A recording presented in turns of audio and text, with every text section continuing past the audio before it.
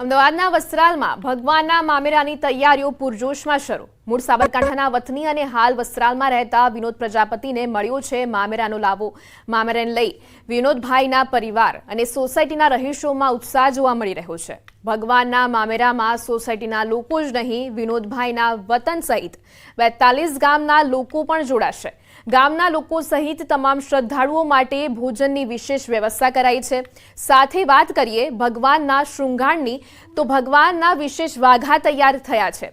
રત્નજડિત આભૂષણો બનાવાયા છે, ત્યારે સૌ કોઈ ભગવાનનું સામયું કરવા થનગની રહ્યા છે।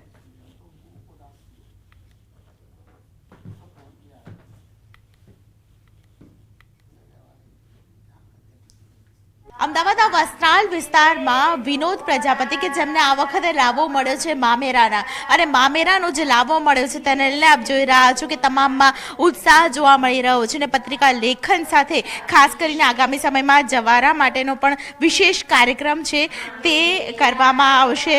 વાતચીત કરવા માટે મારી સાથે વિનોદભાઈ પ્રજાપતિ છે, તેમની સાથે વાત કરીશું। વિનોદભાઈ, આ વખતનું આયોજન મામેરાનું અત્યાર સુધીનું જે આયોજન છે તેના કરતાં આ વખતનું આયોજન કેટલું અલગ પડશે અને કેવી તૈયારીઓ ચાલી રહી છે?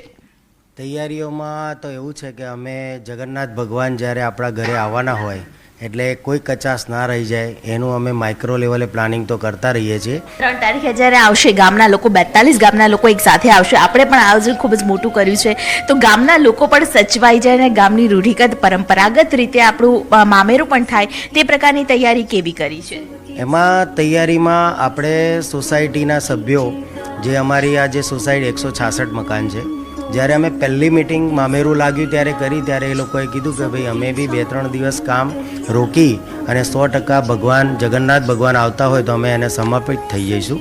અને સોસાયટીમાં એન્ટ્રી દર્શન માટેની થી માંડીને પ્રસાદ તથા બેસવાની વ્યવસ્થાનું બહુ સુઆયોજિત પ્લાનિંગ કરેલું છે। પ્લાનિંગ એવું છે કે આપણે જ્યારે ઘરમાંથી એન્ટ્રી કરીશું ત્યારે આ સામે ભગવાનના 3 ઓપ્શન હતા, એટલે બધાએ સિલેક્ટ આ કર્યું, એટલે અહીંયા આખી આ દિવાલ ઉપર આ ભગવાનનો ફોટો રહેશે main.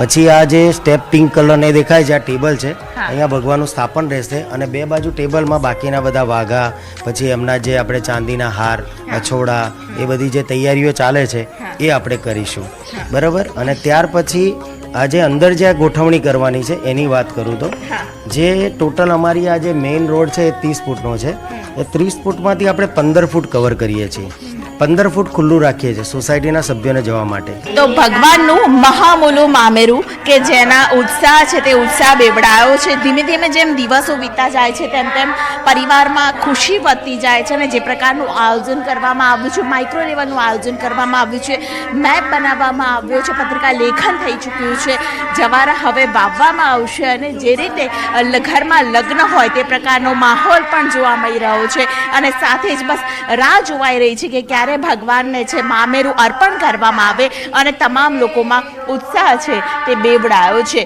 Camera person Amit Sharma સાથે દીપિકા કુમાર, ન્યૂઝ 18 ગુજરાતી, અમદાવાદ। ઉનાળુ વેકેશન દરમિયાન યાત્રાધામોમાં યાત્રાળુઓની ભીડ જોવા મળી રહી છે, ત્યારે દ્વારકામાં ઉનાળુ વેકેશન દરમિયાન 13.55 લાખ લોકોએ ભગવાન દ્વારકાધીશના દર્શન કર્યા। દેશના અનેક રાજ્યોમાંથી મોટી સંખ્યામાં યાત્રિકો દ્વારકા પધાર્યા હતા। યાત્રાળુઓ સરળતાથી ભગવાન દ્વારકાધીશના દર્શન કરી શકે તે માટે તંત્રએ સારી કામગીરી કરી। તંત્રએ વૃદ્ધો અને દિવ્યાંગ લોકો માટે ખાસ વ્યવસ્થા કરી હતી। વધુમાં યાત્રાળુઓને કોઈ તકલીફનો ભોગ ન બનવું પડે તે માટે દ્વારકા જિલ્લા પોલીસ વિભાગે પણ ખાસ વ્યવસ્થા ગોઠવી હતી।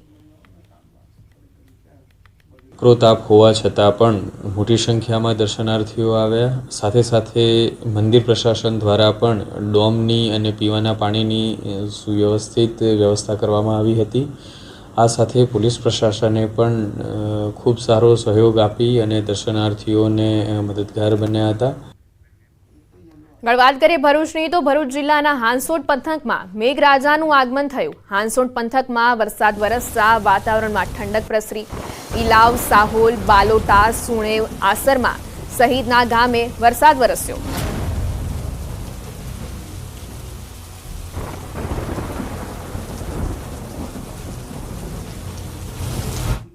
ડાંગ જિલ્લામાં વરસાદી માહોલ જામ્યો। સતત ચોથા દિવસે વરસાદ વરસતા વાતાવરણમાં ગરમીથી રાહત મળી। બપોર બાદ વરસાદનું થયું આગમન। વઘઈ સાપુતારા માર્ગ પર ધોધમાર વરસાદને લઈ ડાંગનું કુદરતી સૌંદર્ય ખીલી ઉઠ્યું. વરસાદને લઈ ડાંગ જિલ્લાના ખેડૂતોમાં ખુશીનો માહોલ છવાયો હતો.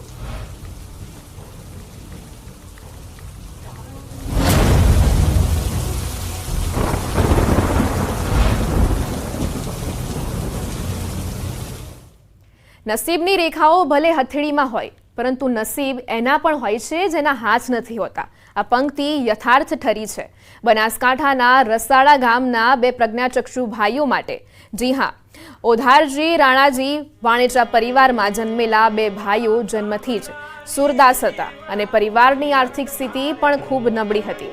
પરંતુ માતા પિતાએ હિંમત ન હારી અને બંને ભાઈઓને ભણાવ્યા. પરંતુ બંને ભાઈઓને લઈ માતા પિતાને ચિંતા તો રહેતી, પણ કહેવાય છે ને કે કુદરતના બધા રસ્તા બંધ નથી કરતો. કંઈક આવી જ પરિસ્થિતિ અહીં પણ નિર્માણ પામી. કુદરતે બંને ભાઈઓને ભલે દ્રષ્ટિ ના આપી, પણ સંગીતની કળા અને જીવવાની હિંમતરૂપી દિગ્દ્રષ્ટિ આપી. પણ જે એમના ભગવાને કુદરતે એમને આંખો નથી આપી, પણ તોય છતાં એમને એટલી બધી હિંમત છે કે જો જે તબલજી પેટી બાજુ હોય, મંજીરા હોય, તે ભજન કીર્તનમાં દઈ અને સારી રીતે પ્રોગ્રામ કરે છે. રાસ ગરબા પણ સારા ગાય છે અને માતાજીની કોઈ રમેલ હોય તો પણ પ્રોગ્રામ સારા કરે છે અને પોતાનું ઘરનું ગુજરાન ચલાવી રહ્યા છે.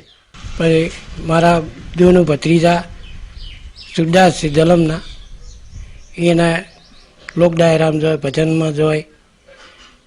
પછી એને પગા ઉપર મોટા થયા છે. પહેલેથી ખૂબ દુઃખ હતું એને, હવેથી સારું છે એને, અને હવેથી દેખવામાં સારું મળે છે. અને સાહેબ સ્કૂલમાંથી જ હું ભજન ગાવા માંડ્યો હતો.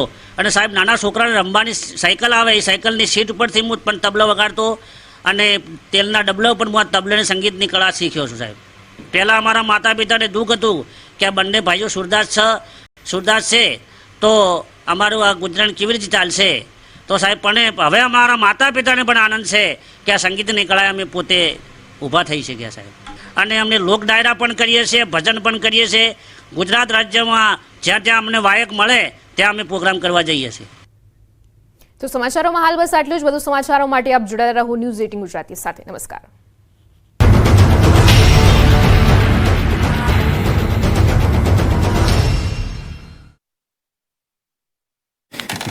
અમુક વિસ્તારમાં વરસાદ થશે, વીજળી વધુ થશે, 30 થી 45 કિલોમીટરની ઝડપે પવન ફૂંકાશે.